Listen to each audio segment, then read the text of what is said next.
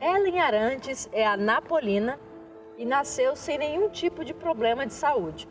Mas aos 15 anos, ela estava fazendo uma prova quando desmaiou e os médicos diagnosticaram como meningite, mas não era. Depois ela foi perdendo a visão aos poucos, até que perdeu totalmente a visão do olho esquerdo. E aos 27 anos, com muitas dores de cabeça, ela foi diagnosticada com MAVE cerebral. Nós vamos hoje conhecer a história dessa vencedora, Ellen Arantes.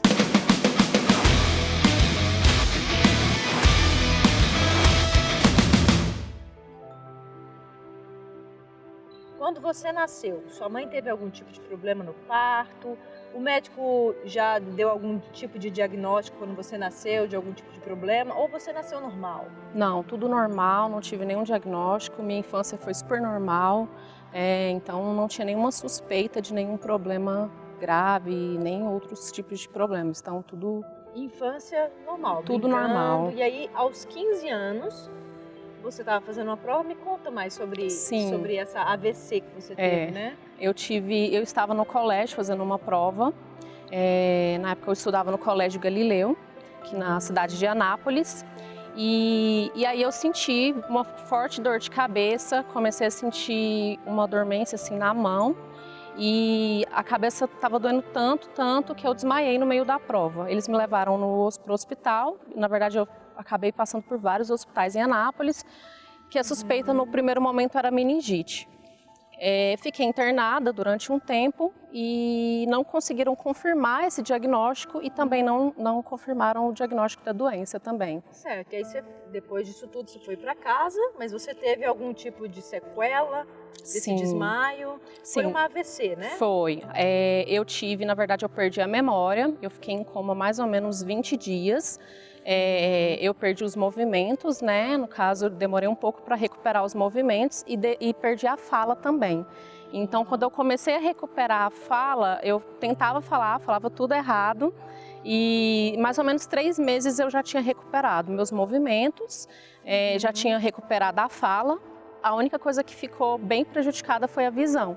E até então a gente não conseguiu diagnosticar o que era, mas eu percebia que era a visão do olho esquerdo, né? Então eu fui tentando me adaptar a isso, continuei os meus estudos e utilizando... Essa visão ela foi perdendo aos poucos ou assim que você saiu do hospital com o diagnóstico de meningite, enfim, você já tinha perdido a visão? Eu já tinha perdido. Na verdade, não dá para precisar quando foi, porque como eu não tive o diagnóstico, isso não era suspeito nenhum. Então, no primeiro momento, poderia ser alguma sequela do problema que eu tive, mas ninguém sabia, então não dava para saber. Então, eu fui observando e fui percebendo que eu estava com uma dificuldade de enxergar do olho esquerdo. Aí demorei um pouco para poder ter certeza que eu tinha perdido total a visão. E engraçado que assim, a gente não imagina que com uma jovem, né, uma adolescente jovem de 15 anos possa acontecer um AVC. Isso não é algo normal, né? Já de aí, talvez os médicos já deveriam ter entendido que existiria algo a mais, né, do que simplesmente uma AVC ou um diagnóstico de meningite, enfim. E como que foi, Ellen, essa adaptação, né? Sem a visão do olho esquerdo, como que foi tudo isso dentro de casa?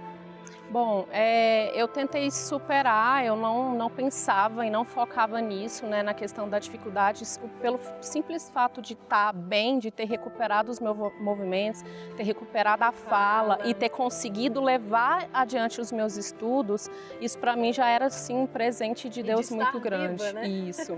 Então, como eu passei um momento muito difícil no hospital e não sabia se eu ia sobreviver ou não, quando eu fui recuperando a memória, eu nem pensava na parte da visão. Tinha bastante dificuldade? Sim, porque se você perde uma visão, você sabe que é muito complicado. Então você esbarra nas coisas, eu caía muito, então foi uma adaptação um pouco difícil, mas eu tentava focar no que eu tinha para eu conseguir superar isso, não levar isso como obstáculo mesmo. Que ótimo, isso então não atrapalhou assim, né, nessa sua trajetória de estudos, né? Você já estava uma jovem, já provavelmente já ia prestar vestibular, já era época de vestibular, isso tudo?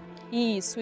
Aí eu percebia que eu sentia ainda muitas dores de cabeça, era bem forte as dores, e eu comecei a tomar alguns remédios para tentar amenizar isso e continuar estudando.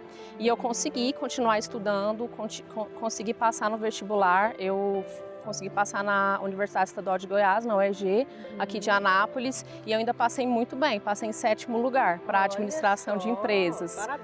Parabéns. Então você fez administração de empresas. Isso. Então, com todo esse problema, você ainda não tinha o diagnóstico certo do MAVE, né?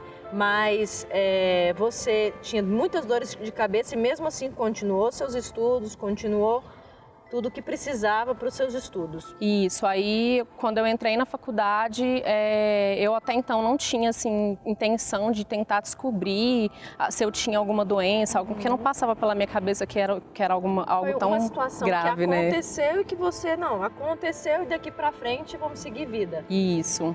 E aí você não tinha ainda em mente que poderia ser algo até mais grave. Não. E aí, como que começou esses sintomas, assim, que você realmente foi... E aí, eu acredito que tenha sido, assim, um pouco por causa da rotina do trabalho, que eu sempre trabalhei muito e estudei muito. Então, eu trabalhava muito, trabalhava viajando, trabalhava na área bancária, sempre trabalhei na área bancária, comercial. E aí, à noite, eu sentia muitas dores de cabeça. Mas mesmo assim, vou atrás disso conciliava. Para entender o que é que essas dores de cabeça tá sendo causada. Foi aí que você descobriu? Sim, aí foi uma forte dor de cabeça. Um dia eu tive que parar, falei, não aguento, eu preciso descobrir o que é.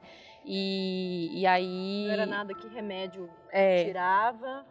E aí eu fiz uma ressonância, eu lembro até hoje, foi numa clínica aqui de Anápolis, fiz uma ressonância magnética mais completa e aí eles me deram um resultado de malformação arteriovenosa cerebral.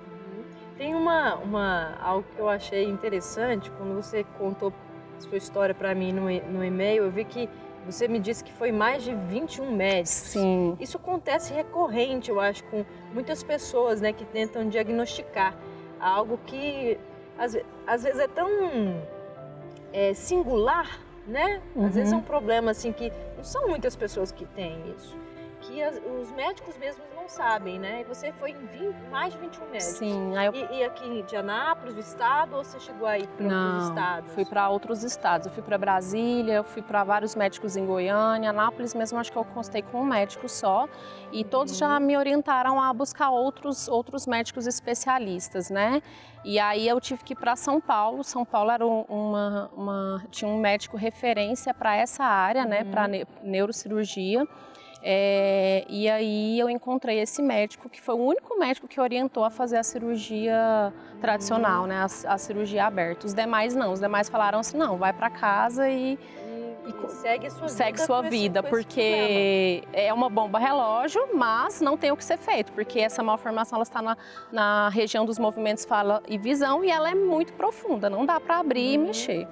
Entendi. E aí essa cirurgia que o médico disse que você teria que fazer, tem valor? Como que funciona essa cirurgia? Assim, Sim. Tipo, não é só arrumar o valor para fazer a cirurgia, é também uma cirurgia entre a vida e morte, né? Isso, é uma cirurgia muito delicada. Eu lembro que quando eu consultei, eles mandaram até no meu e-mail todos os equipamentos que ia ser preciso. A gente ia tentar parte pelo plano de saúde, parte particular, e era em torno de 500 mil. E aí não tinha condições nenhuma de fazer essa cirurgia. Eu tentei entrar na fila de espera do SUS, não fui chamada. E isso já tem muito tempo que você entrou? Tem, bastante tempo. E aí, e nesse processo, qual é o tipo de tratamento que você está seguindo para até essa cirurgia principal aí? Não, então, aí eu fiquei tomando somente remédios para aliviar as dores de cabeça e continuei seguindo a minha vida profissional, vida normal. E aí o que era mais arriscado era eu ficar grávida e aconteceu. Né? Tipo, um ano e meio depois de descobrir a malformação, eu descobri que eu estava grávida e aí os médicos me orientaram a fazer interromper a gravidez, porque o risco tanto para mim como para a criança era muito alto. Você então recebeu o diagnóstico, no mesmo período de tempo, ano, você mais ou menos depois. descobriu que estava grávida e não poderia ter esse filho, e mesmo assim você seguiu, falou, eu vou ter. Segui. Aí eu fui para um hospital especializado para gravidez de alto risco. Encontrei um médico lá muito bom, que ele falou para mim que tinha sim possibilidade de levar a gravidez até mais ou menos 7 meses, 8 meses, mas que não descartava a possibilidade de ter uma malformação também com a criança e um risco muito alto de vida para mim. Malformação congênita, isso. Aí seria algum tipo de problema? Para a criança teria, porque eu estava tomando medicamentos. Então foi exatamente por causa dos medicamentos que eu acabei... Explica pra gente, o que é a MAVE mesmo? Malformação arteriovenosa cerebral. É uma malformação congênita. Ela é no cérebro? Isso. As artérias e as veias, elas ficam mal formadas, elas formam um bolo. Então, em cima daquela malformação, o fluxo sanguíneo ele é muito alto. Então, o risco de romper é muito grande. Então, é por isso que uma cirurgia dessa pode causar efeito aí na visão, na fala, sim, na audição. A sequela é quase bem certo que vai ter algum tipo de sequela, né? E assim, vamos voltar para a parte de você grávida, que eu achei assim muito determinante da sua parte você definir que realmente ia continuar com essa gravidez. E seu filho? Nasceu com algum tipo de problema? Como que esse sentimento seu? Porque assim, eu imagino, né? Que um sentimento de quando você fica sabendo que está grávida assim, maravilhoso. Mas nessa situação, eu não sei se você tem mais alegria ou preocupação, né, com a gravidez. Como que foi esse sentimento todo? Foi bem difícil, porque o médico falou que mesmo eu estando disposta a tentar, eu não podia ter tanta esperança e tinha que estar convicta que poderia acontecer algum problema. Mas não mesmo tem muita assim, expectativa, né? Isso, eu tive muita fé que daria tudo certo e eu segui todas as orientações do médico para ter essa gravidez saudável.